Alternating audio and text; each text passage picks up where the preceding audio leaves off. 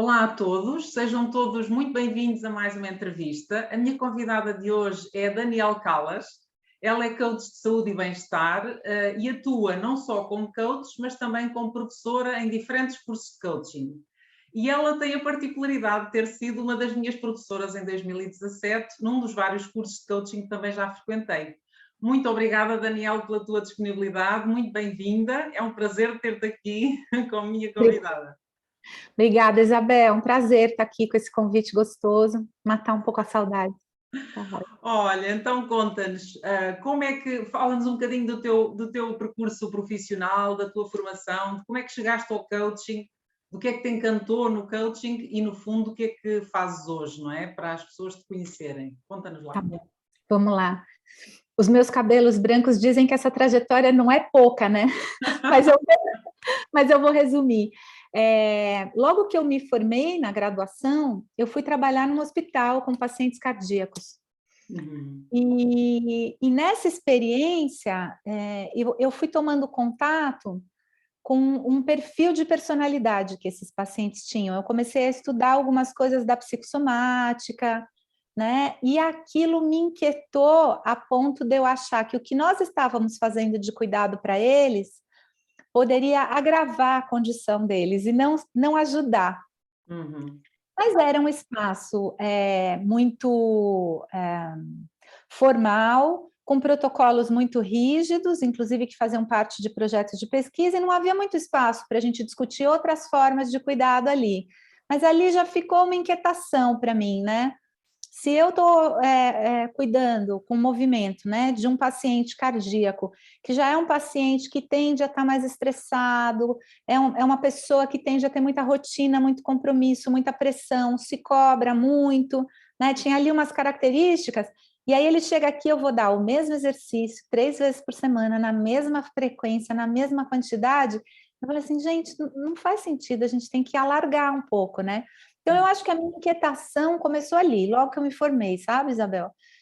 E vinculada com a relação saúde-doença. Como é que a gente ajuda o doente crônico a ir se cuidar por desejo próprio, não por medo de morrer ou porque o médico mandou.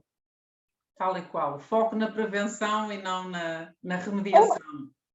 ou no cuidado, mesmo que ele já teve um infarto, como é que esse convite da vida pode ser usado a favor dele se transformar e se cuidar de um jeito mais amoroso consigo e menos obrigação, né?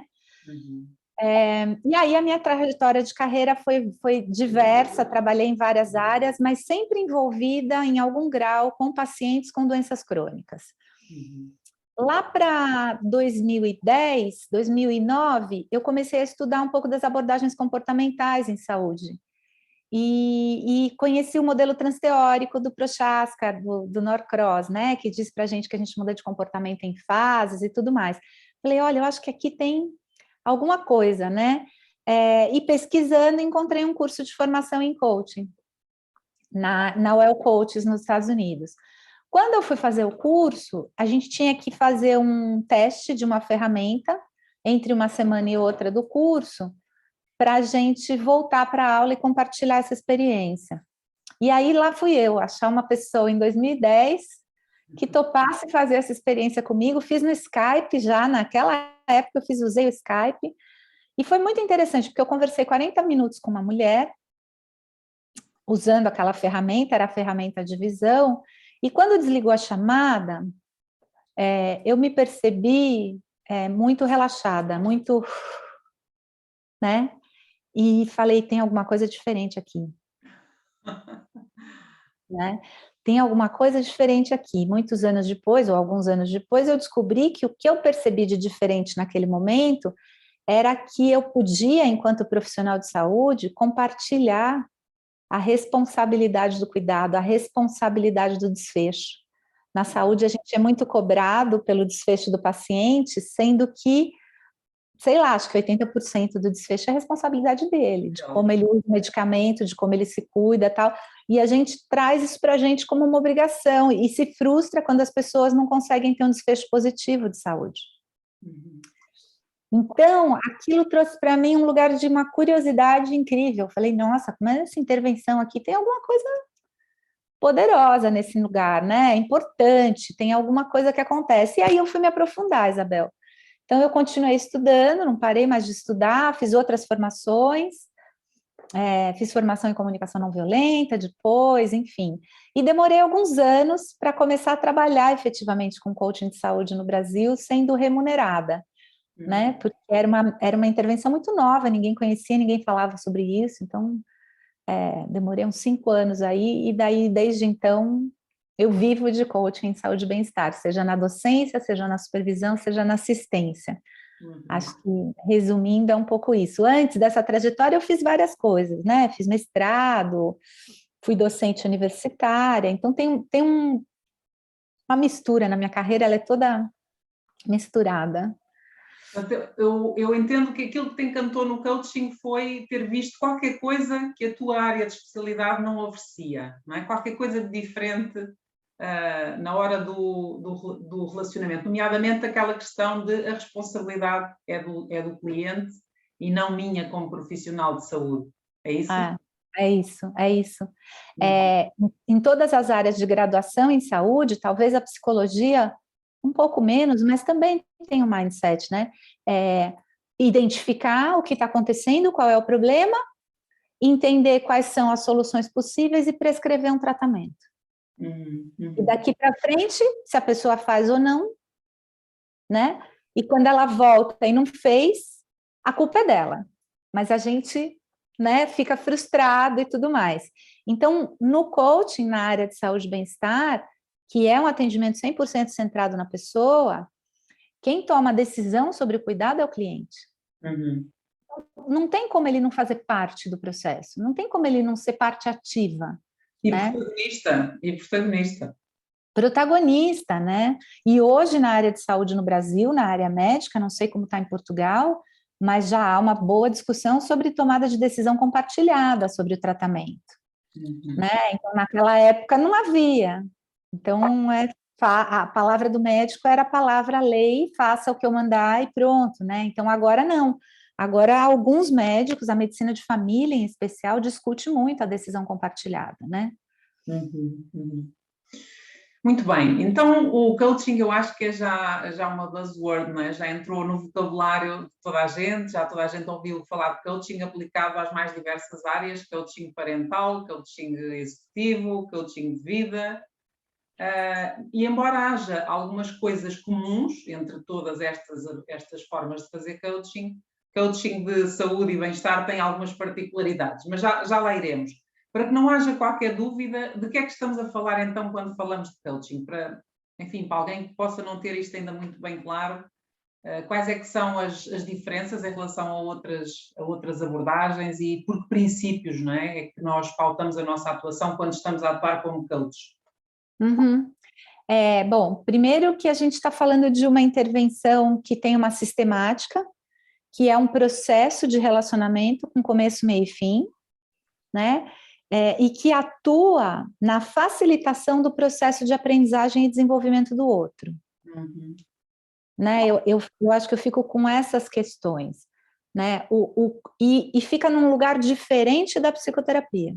Isso talvez seja importante a gente, né? Os limites de atuação, para mim, são muito claros, para muita gente ainda é confuso, mas para mim está muito claro.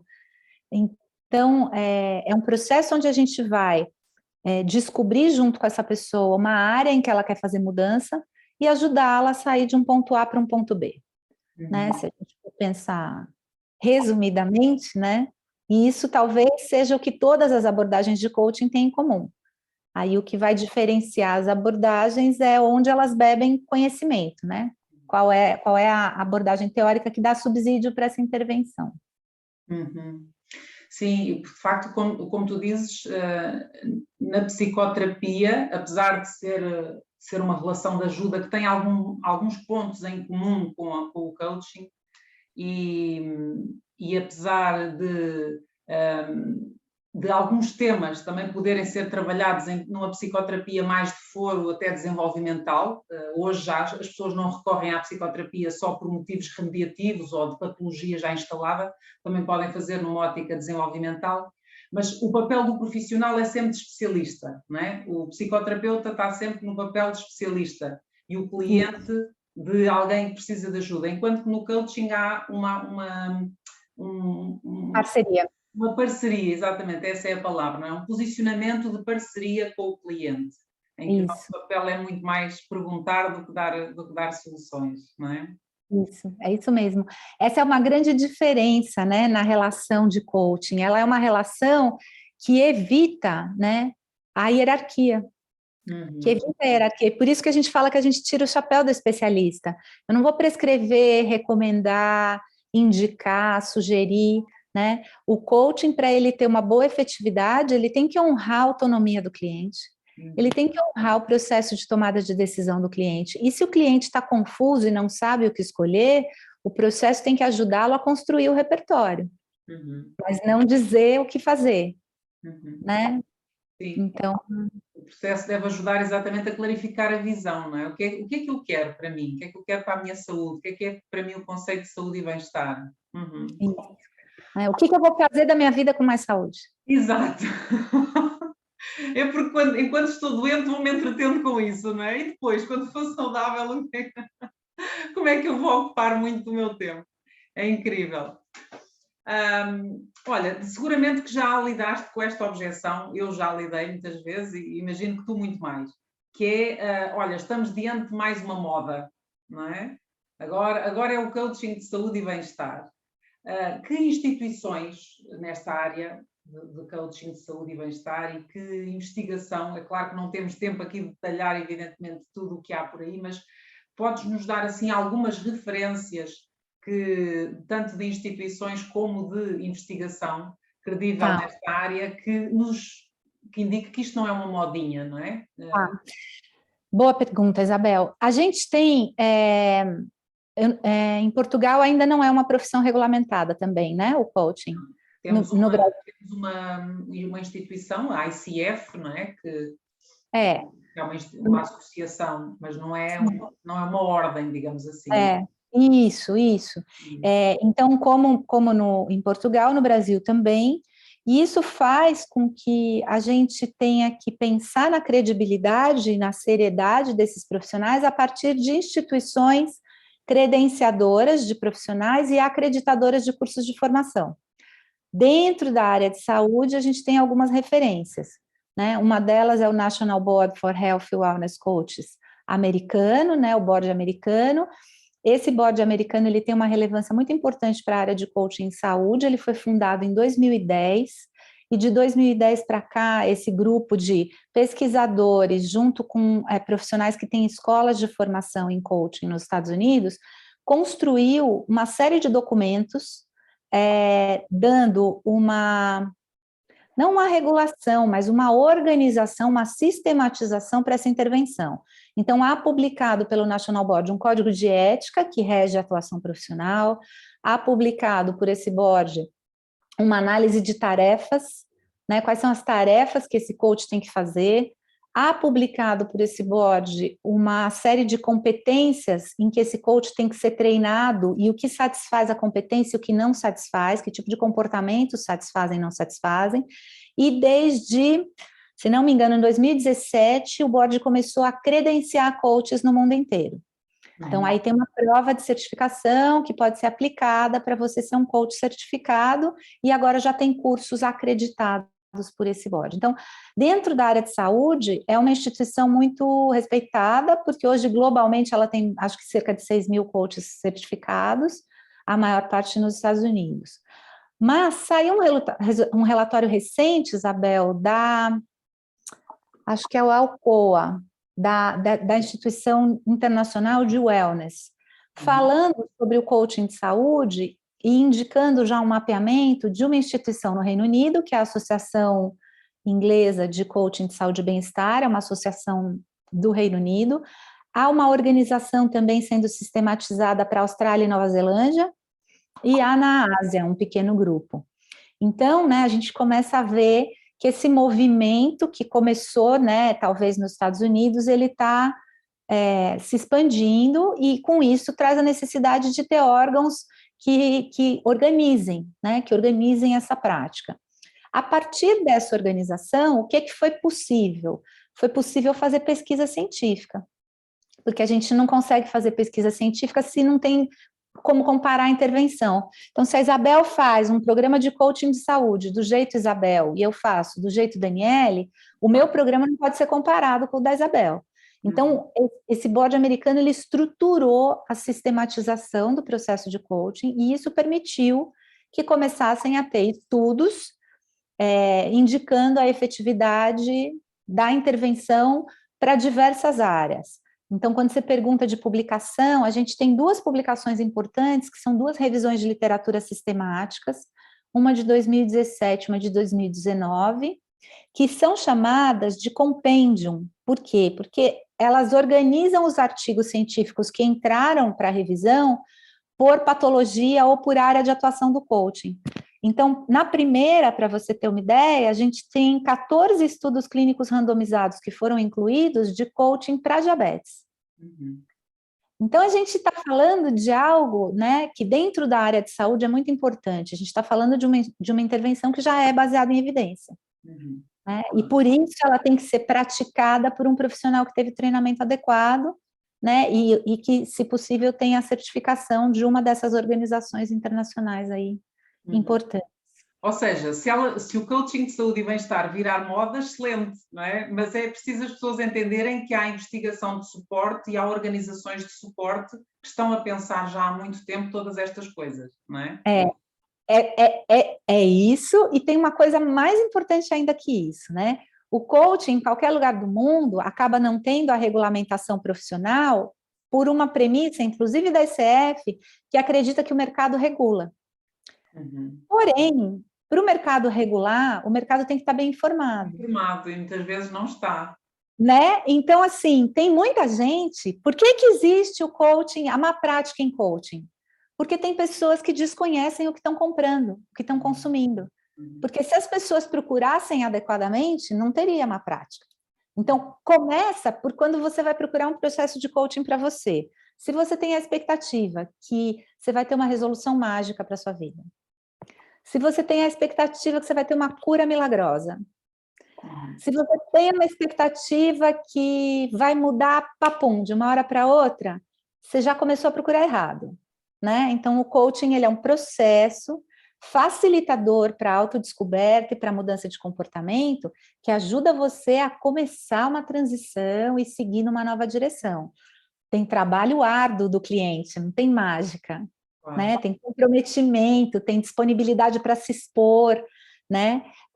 Eu brinco, eu não sei como é que isso cai em português de Portugal, mas eu brinco que no começo de um bom processo de coaching, a gente leva o maior tombo da nossa vida, a gente cai em si mesmo. Exato. Olhamos para dentro e ups! Isso! Então, assim, quem está procurando uma cura milagrosa, mágica, não está querendo olhar para si mesmo. Então, você vai procurar uma coisa que atenda um milagre, você não vai procurar um coaching de saúde efetivo, adequado, com uma pessoa bem treinada. Claro. E essa, inclusivamente, da minha experiência até, não sei qual é a tua, é a razão pela qual alguns processos não passam da primeira sessão. Porque a pessoa vem na busca de uma solução. Mais uma vez, cure-me, ou dê uma solução, ou emagreça-me, ou, não é? Vem mais uma vez na busca de algo externo a mim. E quando o convite passa por olhar para dentro, isso torna-se muito assustador, muitas vezes, para algumas pessoas, nomeadamente para aquelas que ainda estão em pré-contemplação ou contemplação, isto para usar a terminologia do Prochaska, não é? E, portanto, muitas vezes a razão principal ou uma das razões do dropout, não é? E aí, às vezes, essa uma sessão, legal é falar isso também, né, Isabel? Às vezes, essa uma sessão pode não ter segmento nesse momento, mas talvez lá na frente ela tenha despertado algo, né, que em algum momento dá disponibilidade emocional para eu olhar, e daí eu vou voltar e vou procurar. Então, o coaching, ele tem esse compromisso de ser centrado na pessoa e de respeitar o processo e o tempo da pessoa. Foi uma espécie de semente que foi lançada à terra e que depois, passado algum tempo, só que na altura a pessoa sentiu-se incomodada e afasta-se e foge, não é? Essa é uma outra característica que eu gosto de destacar do bom coaching, né? O bom coach, ele não vai te coagir, ele não vai te persuadir a fazer algo, em hipótese alguma, né? Ele vai respeitar o teu processo, o teu momento, né? A tua autenticidade. Essa é uma outra qualidade importante para você diferenciar bons profissionais aí no mercado. Claro, porque nunca temos sempre a mesma prontidão para a mudança, não é? Em alguns temas podemos estar super prontos, e noutros temas mais ou menos, e noutros temas não estarmos de todo. Então, no coaching respeitamos muito isso. Olha, e da tua experiência como profissional de saúde também, qual era o espaço que existia para o coaching ter tido lugar? Porque já há tanta profissão de ajuda, não é? No âmbito da saúde já há tanta profissão de ajuda. Qual era o lugar que estava vazio em que o coaching veio dar resposta? Para mim, o lugar é o lugar do engajamento do paciente. Porque a prescrição está feita, mas as pessoas não aderem à prescrição. Né? E aí, globalmente, a gente está perdendo, a gente continua perdendo para a doença crônica. Muitas vezes, ele pode vir também, o teu cachorrinho. Muitas vezes são os mecanismos de defesa também dos próprios profissionais de saúde, não é? Isso. Justificar o não funcionou porque ele não aderiu, ou porque ele não está motivado, são os próprios mecanismos de defesa dos próprios profissionais de saúde que também não querem olhar para si. O que é que eu estou a fazer ou não estou a fazer que está a gerar esta não adesão ao tratamento? Uma queixa recorrente, por exemplo, que eu imagino que também aconteça aí, é o paciente mentiu para mim. Né? Por que será que essa pessoa precisou mentir para um profissional de saúde? Né? Onde que ali naquela relação não foi estabelecido um lugar seguro para que ele fale da sua vulnerabilidade, para que ele não tenha constrangimento em dizer que ele não conseguiu, né? Então, o que está faltando ali naquele espaço de convivência para que aquele ambiente seja um ambiente seguro para a vulnerabilidade do paciente, para as fragilidades e tal, né? Então, o profissional de saúde, como você falou, não para pensar nisso, né? Sai julgando a pessoa, né? Ô Daniel, e outra que também já tenho ouvido que é eu seguia o plano de tratamento para não ouvir ralhar, não é? Para ir lá mostrar, quando fosse lá mostrar, para não ouvir ralhar. Ou seja, também é uma relação baseada no medo, não é? Eu vou fazer aquilo porque um profissional de saúde depois vai validar. E não porque eu esteja realmente comprometido, porque este tratamento esteja alinhado com a minha visão de saúde, com aquilo que eu quero ser, não é? E aí não sustenta, né, a longo prazo. Claro. Aí, a longo prazo, né, chega uma hora que você desiste, porque não faz sentido para você. Portanto, havia aqui uma necessidade, então, da escuta real da pessoa, do cliente, de não julgamento, não é? E de devolução de responsabilidade para o cliente. E, nesse sentido, segundo a tua perspectiva e experiência, o coaching surgiu por haver essa necessidade. Olha, Isabel, eu coordeno um programa dentro de uma instituição hospitalar no Brasil para pacientes crônicos, pacientes cardíacos. E ele acontece em grupos, né? Não é individual. Tem coisas que esses cardíacos falam na sessão de coaching que eles não falaram para o cardiologista, para o fisioterapeuta, e que são informações muito importantes para o tratamento dele. Né? Então, lá, por exemplo, que a gente trabalha com a equipe multidisciplinar, a gente tem reuniões recorrentes com os médicos e tudo mais, a gente consegue fazer essa troca, né? Com a autorização dos pacientes, mas a gente consegue fazer essa troca, né? Olha, tem uma complexidade. Vou dar um exemplo que é muito, muito simples. O paciente iniciou um medicamento que ele toma de noite e, em função do medicamento, ele acorda 5, 6 vezes durante a noite para ir ao banheiro. E aí a gente está lá trabalhando no estilo de vida, o sono, a higiene do sono. Que é um paradoxo. É um paradoxo. E aí, quando a gente conversa com essa pessoa, ela não tinha ligado o medicamento ao levantar à noite. Então, isso dá a oportunidade da gente empoderar essa pessoa e falar assim, olha, quando que é a próxima consulta com o seu cardiologista? Pergunte a ele se esse medicamento tem, né? O que você acha de perguntar se esse medicamento tem relação, né, com você acordar à noite e se é possível alguma mudança. Ou você autoriza que na discussão da reunião clínica a gente leve o seu caso para a gente ver o que a gente pode te trazer de volta? E aí o paciente autoriza, a gente discute e eventualmente muda o horário da medicação. Toma de manhã.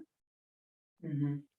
Entendeu? Então, são coisas que são gaps dentro da rede de cuidado que são fundamentais, porque, veja, se esse paciente não dormir, não há recuperação possível. Uhum. Não há capacidade de fazer atividade física, não há melhora biológica da questão nutricional, da questão alimentar. Gestão do stress é pior. Você já pensou que é um paciente cardíaco não dormir? Claro. Né? E essa discussão não acontece na relação com o cardiologista. Poucos cardiologistas estão preocupados com o estilo de vida em geral. E isso também está mudando, né? Porque a gente está entendendo a relação das coisas. Então, eu acho que esse é um lugar muito importante do coach de saúde ocupar, porque ele cria um ambiente seguro, ele cria esse espaço para fala. É um espaço confortável, é um espaço leve. Uhum. Sim. Em que o cliente fala muito mais do que o profissional, não é? Isso. Olha, outra coisa muito importante, nós falamos em coaching de saúde e bem-estar. Nós sabemos que há uma certa sobreposição, quando olhamos para os conceitos de saúde e de bem-estar, nós encontramos que há um certo overlapping de conceitos. Mas nós separamos. E porquê separamos? O que é que fazemos quando estamos no domínio do coaching de saúde e o que é que fazemos quando estamos mais... em que desafios ajudamos os clientes quando estamos mais no domínio do coaching de bem-estar? Essa é uma discussão quase que semântica mesmo, né? Mas vamos lá, se a gente quiser fazer uma organização didática disso, Isabel, talvez a gente use a saúde do mesmo jeito que a área de saúde usa, não é saúde, é doença. Doença, exato. Né? Então, o coaching de saúde vai trabalhar na gestão de doenças crônicas, com pacientes que têm doenças crônicas que impactam no seu estilo de vida e que ele tem que reorganizar a vida nessa dimensão da gestão de uma doença crônica. E o coaching de bem-estar... Permite-me interromper-te, desculpa. Claro. É a nossa própria linguagem evidencia muito o paradigma de saúde que temos, porque nós falamos de Ministério da Saúde, quando é quase só doença. Nós dizemos, por motivos de saúde, não vou poder trabalhar, não é?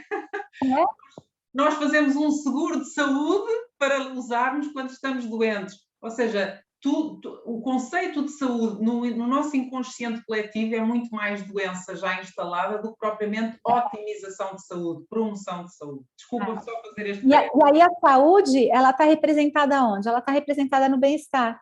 Exato, exatamente. Exato. Né? E é quando eu estou saudável, mas eu quero melhorar minha alimentação, eu quero melhorar minha atividade física, eu quero, né, melhorar meu manejo de estresse, aí eu vou trabalhar um olhar de bem-estar no coaching.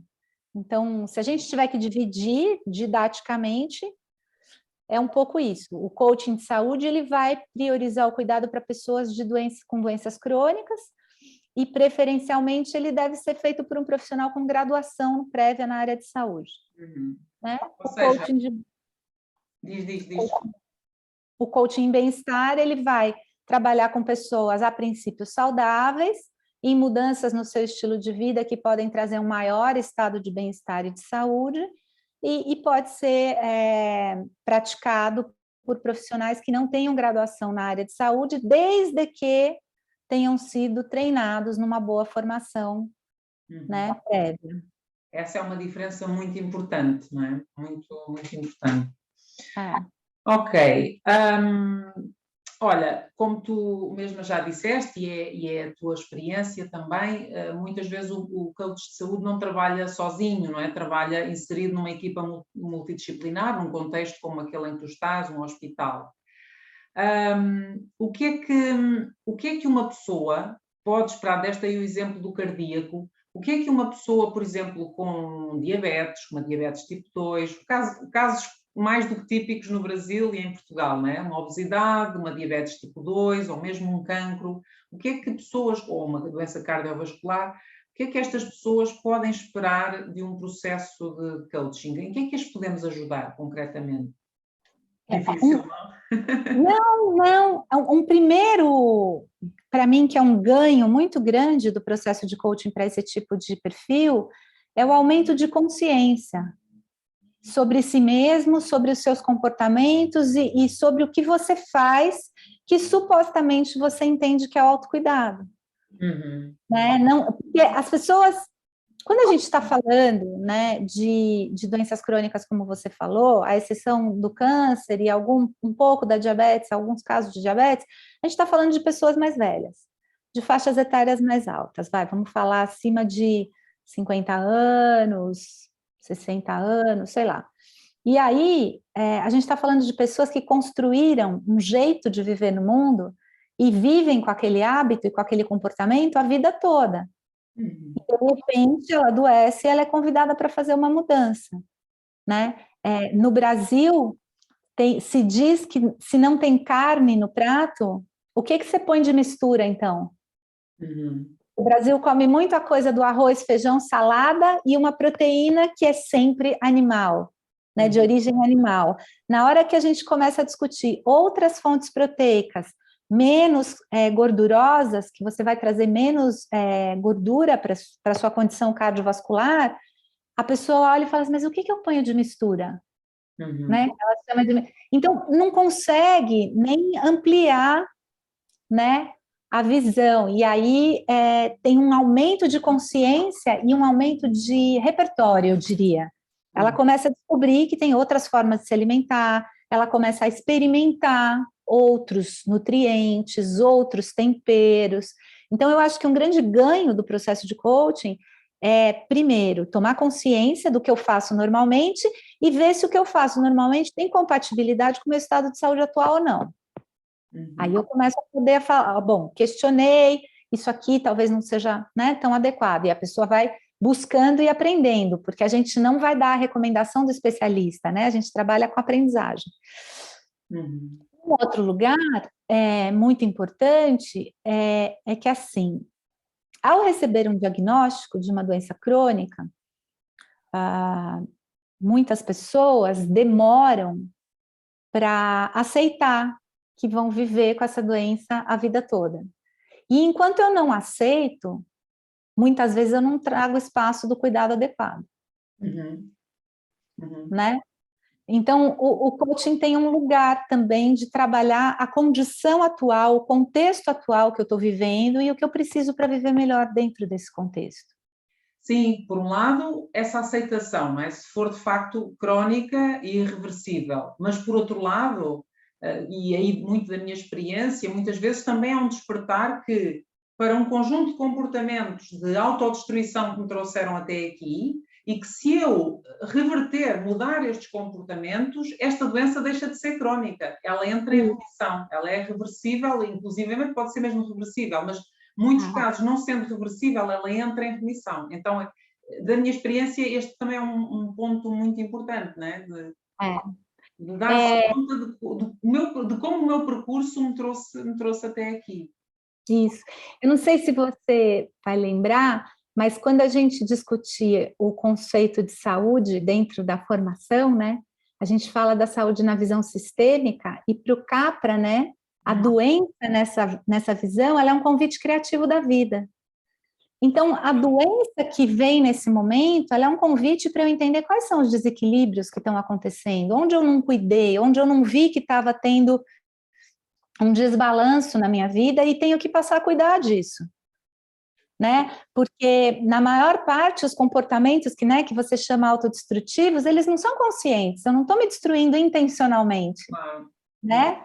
São coisas automáticas, ou coisas da cultura, ou, enfim, histórias de família, né? Então... Ou, inclusivamente, Daniel, as próprias diretrizes nutricionais, ou diretrizes de determinadas sociedades, especialidades médicas, que estão desatualizadas em muitos casos, mas continuam a ser essas diretrizes. O tratamento das pessoas muitas vezes continua a estar alinhado com essas diretrizes já desatualizadas, não é? Portanto, às vezes a pessoa nem fez nada, digamos assim, errado, simplesmente seguiu diretrizes ou orientações já não atualizadas. Ok. Então, acho que é isso. Olha, nós já dissemos aqui, tu já foste muito clara nisso, que nós não prescrevemos planos alimentares, não passamos medicamentos, não prescrevemos planos de treino, nem fazemos folhas Excel a dizer step 1, step 2, step 3, não é? Não fazemos isso. A nossa intervenção é muito mais a partir de uma escuta profunda, fazer perguntas à pessoa que a leve a construir a sua própria visão de saúde e a dar os passos nesse sentido. Mas, e nomeadamente no que toca à gestão de doenças crónicas, eu gosto sempre de pôr o crónicas entre aspas, porque acredito mesmo, e a evidência está aí, mostra que muitas delas só são crónicas se a pessoa continuar com aquele conjunto de comportamentos. Em muitas destas doenças é preciso informação atualizada, informação alinhada com a ciência. E como é que nós fazemos esta gestão se, por um lado, não nos compete dar informação nem receitas, não é? Não somos especialistas, como nós começámos por dizer, mas muitas vezes para a gestão, ou quase sempre a gestão, sei lá, eu tenho esta situação imensas vezes, quero emagrecer, já tentei de tudo e mais alguma coisa e nada funciona. E a questão a mim que me ocorre logo é, mas o que está a fazer, o método que está a fazer, funciona? Não é? Pronto. Então, saber o que é que funciona é importante para o cliente. Como é que a questão é, como é que a gente gera esta necessidade de informação sem dar informação? Ou como é que podemos gerir? Eu entendo, Isabel, primeiro que não há um meio único para todo mundo que funcione. Eu entendo que tem evidências, tem recomendações que a gente já sabe, mas não necessariamente vão ser generalizadas, né? Há uma singularidade no cuidado. Então, o coaching ele tem que trabalhar no lugar de estimular a curiosidade de aprendizagem, né? Eu posso não falar, né, das referências atualizadas, mas eu posso, num e-mail entre sessões, indicar uma leitura. Né? Eu posso falar, olha, que tal? Você já pensou em pesquisar um pouco mais sobre isso? Convidar o seu cliente a pesquisar. Veja o que você acha sobre isso essa semana e a semana que vem a gente conversa, você me conta o que você encontrou, né? Porque aí a gente traz ele mesmo para um lugar de protagonista, inclusive da própria aprendizagem, da própria crítica da literatura que ele vai encontrar, né? Porque senão a gente vai fazendo curadoria sempre e a pessoa não desenvolve crítica. Exatamente, ou seja, uma coisa é dizer faça assim porque isto funciona, outra coisa é dizer, olha, veja o que lhe parece, não é? Veja o que lhe parece, explore, tire as suas conclusões, tome os seus passos, tome as suas ações. É completamente diferente, mas de facto em algum momento nós entramos aqui, chegamos aqui a um ponto de necessidade de informação, pelo menos da minha experiência, correta, informação alinhada com resultados científicos, sei lá, e encontramos isso, por exemplo, o paradigma da gordura, que a gordura faz mal, que a gordura gera doença cardiovascular, coisas que vêm dos anos 70, não é? Dos anos 70 e 80, que hoje ainda muito se repete isto, mas que claramente não é verdade. Aí também tem um outro lugar, que é um papel importante que eu vejo no coach, Isabel, que é dele ser um navegador dentro do sistema de saúde. Né? Então, em algumas situações, se chega à conclusão no processo de coaching que para essa questão é necessário buscar um especialista. E aí a gente vai enredando o nosso trabalho na rede de profissionais que estão a serviço, que estão à disposição, né, para atender essas pessoas. Então, a gente vira como se fosse um navegador. Né? Muita gente, por exemplo, começa a fazer coaching e acaba indo para a psicoterapia. Sim, íamos falar até sobre isso a seguir, não é? Essa também tem sido uma experiência minha, que é quais são os casos, então, que não são elegíveis para nós, não é? Que tipo de pedidos nos pode fazer um cliente de coaching que nós devamos encaminhar? Eu já agora partilho de uma experiência recente que tive, duas situações até, por via da pandemia, eu creio que a pandemia foi só o estímulo que expultou uma série muito frequente de ataques de pânico que duas pessoas tinham. e procuraram para coaching, não é? E evidentemente que eu encaminhei para psicoterapia, porque exige psicoterapia, exige também tratamento medicamentoso, em alguns casos, pelo menos para controlar ali a sintomatologia. Mas, por exemplo, para além dos ataques de pânico, do transtorno do pânico, que outras situações nós devemos encaminhar e não devemos acompanhar? A depressão, Uhum. né? O coaching, ele é um processo que joga você para a visualização do futuro, para projetos, para realizações futuras. E você, se você está passando por um quadro de depressão, muitas vezes, bioquimicamente, você não vai conseguir fazer isso, e vai aumentar a sua sensação de fracasso ou de dificuldade. Então, não é o cuidado adequado.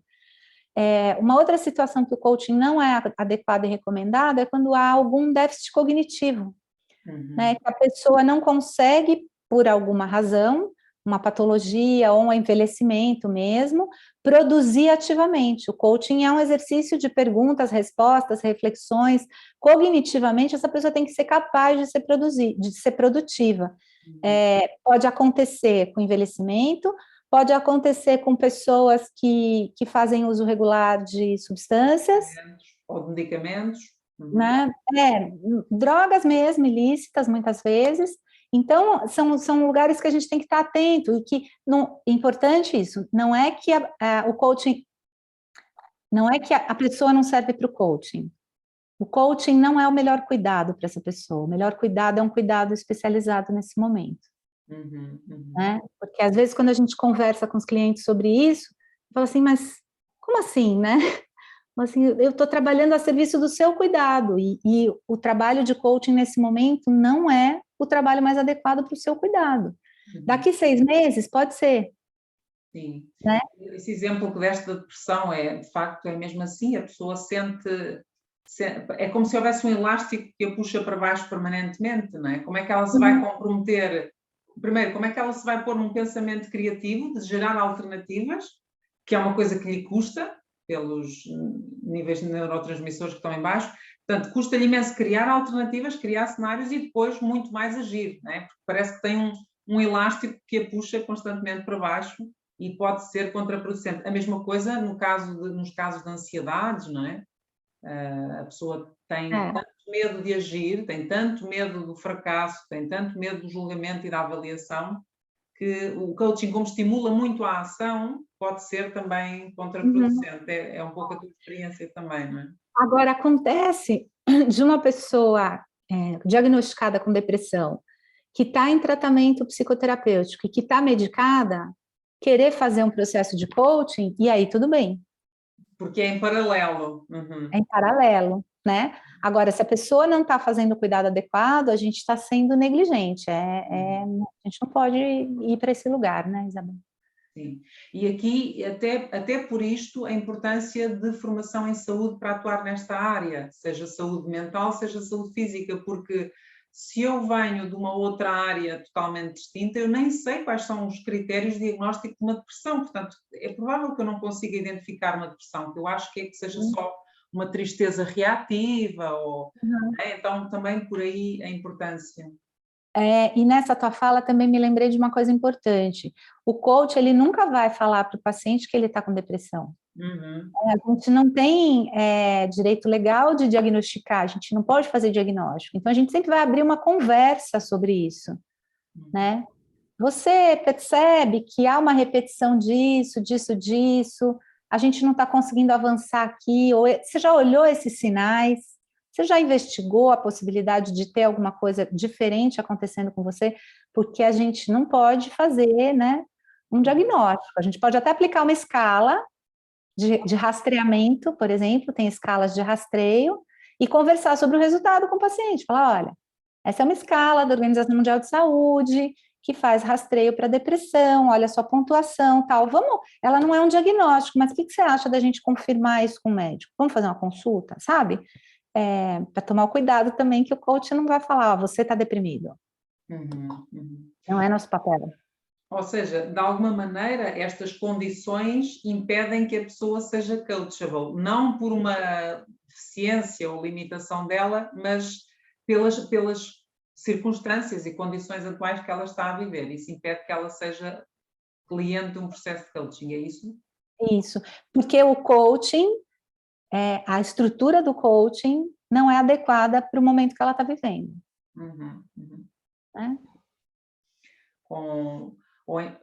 Da minha experiência, tenho encontrado 2 ou 3 situações em que o coaching termina por ou não ir muito longe, ou não ir, enfim, ou não produzir de todos os resultados, ou não ir muito longe, que é quando a pessoa tem, de facto, dificuldade de refletir, de fazer reflexão, tem um pensamento muito concreto, e qualquer pergunta que lhe faças, para além do concreto, ela não é capaz de elaborar, não é? Sem que isso seja necessariamente um déficit cognitivo, como dizias há pouco, situações ou de envelhecimento, ou de perda de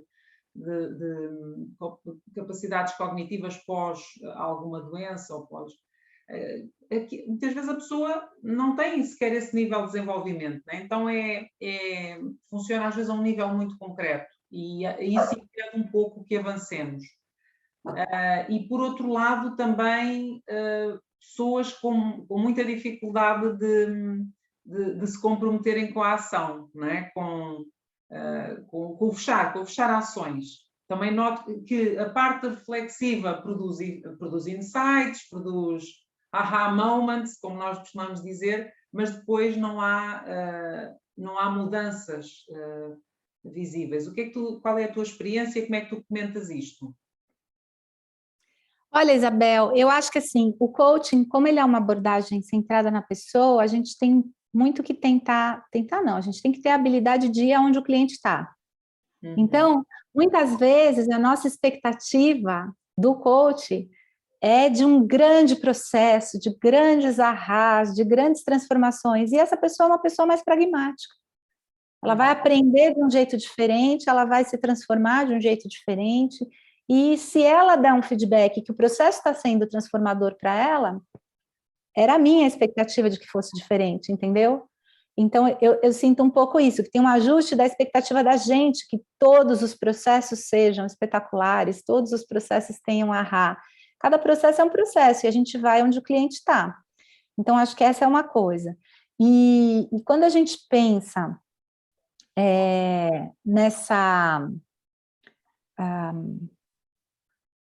transformação, eu entendo de onde vem isso, né? Porque, de fato, um bom processo de coaching, a gente tem a expectativa que toque no coração, né?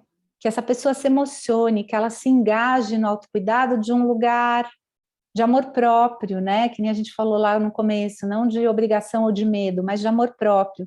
E aí, a gente tem que ter uma habilidade de fazer essa conexão, né? Da cognição com o coração. Na metodologia do coaching em saúde, eu acho que o que tem mais poder para ajudar a gente a tentar trazer essa conexão é o exercício da visão de bem-estar, né? Que, para mim, vem antes de qualquer estabelecimento de meta e objetivo. Se a gente precisar gastar 4 sessões de um processo, 5 sessões de um processo, para ajudar essa pessoa a se encontrar consigo mesma, aquele tombo, eu acho que aí a gente tem uma maior probabilidade de um processo engajado, de um processo que tocou o coração, que atravessa sentido, propósito, significado. No entanto, algumas pessoas vão se abrindo em camadas. Então, pode ser que um primeiro processo seja um processo pragmático, de aprendizagem mais linear, e não sei o quê, não sei o quê. Talvez um dia essa pessoa abra espaço para se conectar mais emocionalmente com outras coisas. O que a gente não pode ficar é frustrado, porque não teve um ahá, não teve, né? Teve um processo, teve uma ajuda efetiva, teve uma reflexão iniciada sobre si mesmo. Como é que isso vai amadurecer na linha do tempo, né? Eu tive um professor na formação terapêutica, na formação haitiana, que ele falava para a gente não desvalorizar nenhum encontro, né? Porque ele falava assim, que você pode ter a sensação, não sei se vai dar para ver aqui, vou fazer assim, ó, você teve um encontro com essa pessoa, e daí vocês se separaram, né? E foi cada um para o seu lado. Aqui parece que essa distância é pequena, na linha da vida, na linha do tempo, você foi para lugares completamente diferentes, né? Então, às vezes, encontros que a gente não dá tanto significado são muito transformadores para o outro, porque vão levar o outro para um lugar muito especial. Talvez isso não seja visível na hora. Ou, às vezes, o outro não releva assim tanto. não é? Às vezes o outro até nem releva assim tanto, mas depois, se calhar, mais tarde, produz algum efeito, não é? Isso mesmo, isso mesmo. A vida como ela é, e a minha cachorra latina. Ok, olha, tu moves-te em organizações, eu também. A minha experiência a nível de coaching de saúde é tudo individual, mas eu também trabalho em organizações, tenho outras vidas, não é? E também me movo bastante em empresas. Do teu conhecimento, da tua experiência, o que é que um coach de saúde pode fazer numa organização de relevante pela saúde e bem-estar das pessoas? Olha, Isabel, eu acho que em qualquer lugar que um coach de saúde tiver, né, ele pode ajudar as pessoas a despertarem para o autocuidado, né? E nas organizações, a gente está vendo a falta de espaços de pausa, né? A falta de espaços de pausas para reflexão. Pausa para reflexão é um luxo, né? Porque está faltando pausa para ir no banheiro. Né? A gente entrou num ritmo online que o calendário agora não tem espaço. É 2, 3, 4, 5, e quando eu vi, eu fiquei 5 horas em reunião. Eu não sei se eu precisava tomar água, se eu precisava ir ao banheiro, se eu precisava respirar. Respirar precisa? Então, reflexão é um luxo, né? E se a gente pode fazer essas pausas para reflexão, isso tem um impacto muito bonito. Eu estou fazendo coaching de grupos para liderança de uma outra instituição hospitalar, com foco em manejo de estresse, né, em desenvolvimento de inteligência socioemocional e resiliência. O que eu mais escuto das lideranças essa pausa na semana é muito especial.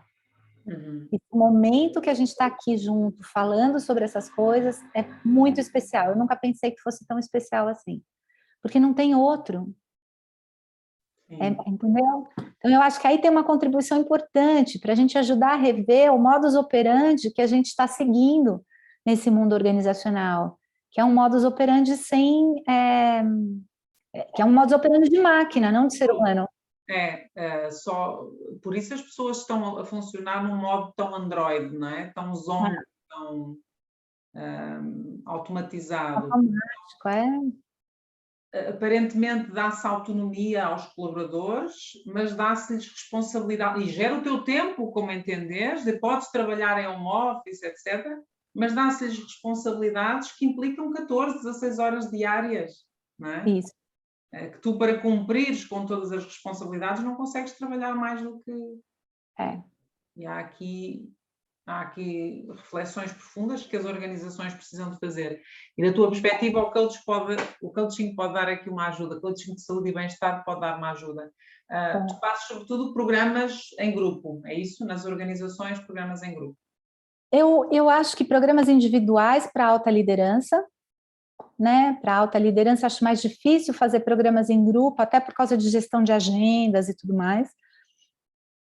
E por causa da criação de ambientes seguros ali, mas em grupo, Isabel, você tem, primeiro, a construção de um suporte social lá dentro. Na hora que você faz um contrato, né, de trabalho com esse grupo, as pessoas começam a se apoiar e a se ver de outra forma dentro da organização. Então, traz um suporte social muito importante para ambientes coletivos. E ele é um modelo mais viável também financeiramente para a empresa. Né? Economicamente, ele é um modelo mais viável, para a gente atender mais gente. Tenho gostado muito do modelo em grupo. Ok, olha, para nos irmos aproximando aqui do fim da nossa conversa, que mensagem tu gostavas de deixar para, enfim, para potenciais clientes de coaching, pessoas que possam ter alguma curiosidade por já tenham ouvido falar ou não, ou que depois de verem esta entrevista ficaram com a pulguinha atrás da orelha? Que mensagem gostavas de deixar para essas pessoas e também para profissionais de saúde que não estão tão familiarizados com esta prática? Que benefícios tem um processo de coaching? O que é que as pessoas podem ganhar com isso? Tá bom. Para as pessoas em geral, né, acho que a fala ela vai no sentido de ajuste de expectativas. Né? for procurar um coach de saúde, saiba que você está procurando um processo de transformação efetivo, que pode ser sustentável a longo tempo, mas que depende de esforço e trabalho seu. Então, eu acho que tem um ajuste de expectativas, né? E para os profissionais de saúde, tem uma mensagem que tem ficado muito forte para mim, que é um grande recurso quando você trabalha ou como coach, ou como um profissional de saúde que usa as competências de coaching na sua prática clínica. Tem um benefício que está sendo muito referido, que é o benefício da redução de burnout, né? Porque ao perceber que você está corresponsabilizando e fazendo um trabalho de parceria, mais parceria com o seu paciente, alivia a pressão, né? Então, um trabalho humanizado, um trabalho centrado na pessoa vai fazer bem para a gente, enquanto profissional de saúde também, né? Porque desloca o nosso lugar de cuidado. Eu tenho visto coisas muito bonitas no Brasil e tem depoimentos incríveis aqui de médicos, muita gente que eu treinei que está usando nas suas respectivas instituições, nos seus consultórios, e traz essa experiência. Nossa, como mudou? Como mudou meu convívio com os meus pacientes, como mudou minha pressão interna, né? Então tem uma beleza nesse lugar de você trabalhar num lugar mais fluido, né? Mais humano. A gente se humaniza. Eu acho que o coaching de saúde e bem-estar traz um grande contributo de humanização para essa área. Muito bom. Olha, para pessoas que queiram fazer um processo de coaching contigo, que queiram seguir o teu trabalho ou que queiram frequentar algum dos teus cursos, porque tu tens cursos orientados para profissionais de saúde e tens cursos orientados para formar coaches em saúde e bem-estar, não é? É assim? Queres falar um bocadinho disso para as pessoas te poderem contactar e seguir? Pode ser, tem dois caminhos, né? Tem um caminho que é o meu Instagram, que é o @coachdanielecalas, lá sempre tem atualização das formações, dos cursos, dos treinamentos, e da certificação, que eu sou docente em Lisboa, né? A referência é a Atitude Wellness, é a Floriane Silvestre. Então, aí em Portugal, eu recomendo que siga o material da Atitude Wellness. É isso. São esses dois canais, né? Porque daí acessa a gente vai conversando com as pessoas. Então, querida, sempre muito disponível, sempre muito amorosa, Tá, não é, Daniel? não, foi ótimo. Olha, Saudades, vamos se ver. resta-me agradecer da tua disponibilidade e do teu tempo. Eu sei que tens uma agenda sempre bem preenchida e fica então, não fica agendado, mas fica apalavrado um café online um dia destes para falarmos de outros temas. Está bem? Tá bom, tá bom. Obrigada, Fê, obrigada pelo convite, Isabel, Obrigada, eu adorei. é que agradeço. Tchau, tchau, com licença. Tchau.